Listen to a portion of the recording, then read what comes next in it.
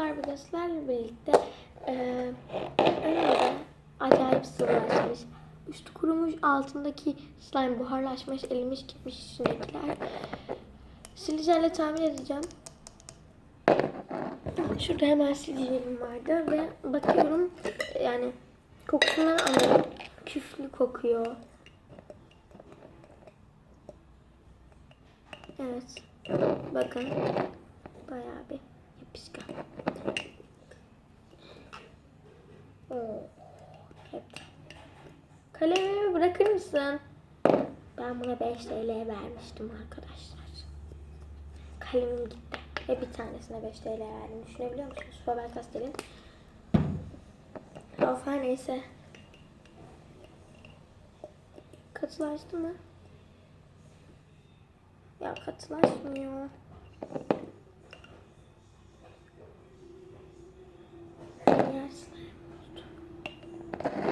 Hemen inşallah üstüme gelmez çünkü üstümü daha sen aldım.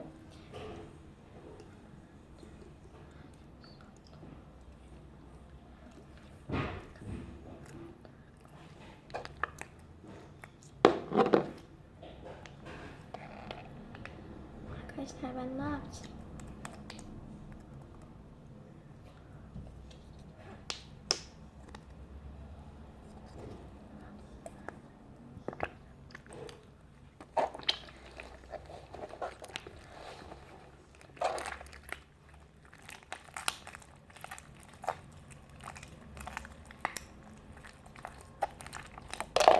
Arkadaşlar niye böyle sıvılaştı anlamadım. Zaten en güzel slime'ı da buydu yani. Çok çirkin olmuş ve tuz kalın bitiyor. Ben ne yapacağım?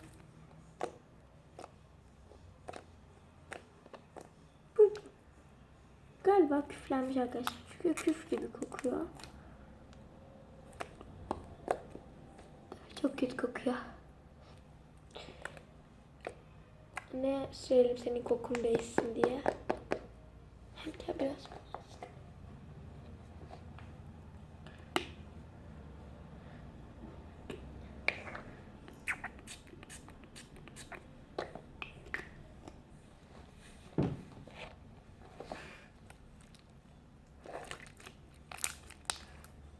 Evet, daha güzel oldu.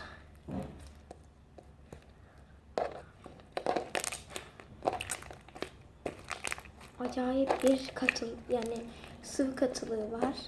Bakar mısınız? Hem sıvı hem de katı. İçi böyle değişik. Örümcek ağ görüntüsü var. Ama biz onu sevmiyoruz ya.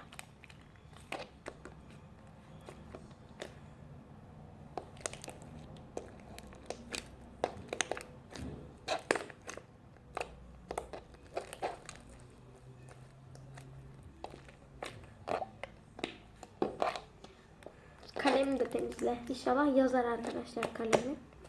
Çünkü ben daha yepyeniydi bu kalemim benim ya.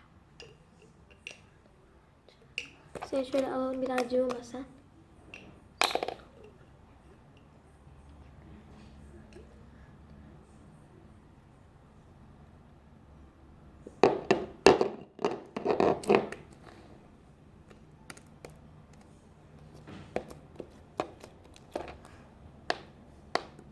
Şu birbirine yapışıyor. Ona uyuz oluyorum. Mekaş. İçeride çok değişik şeyler var. Neyse arkadaşlar videoyu bitireyim. Durum bu. Çok cıvık. Elimi kaptırdım. Aha, iyi yaptım. Yok, bırakabiliyorum. Hoşçakalın. Bay bay.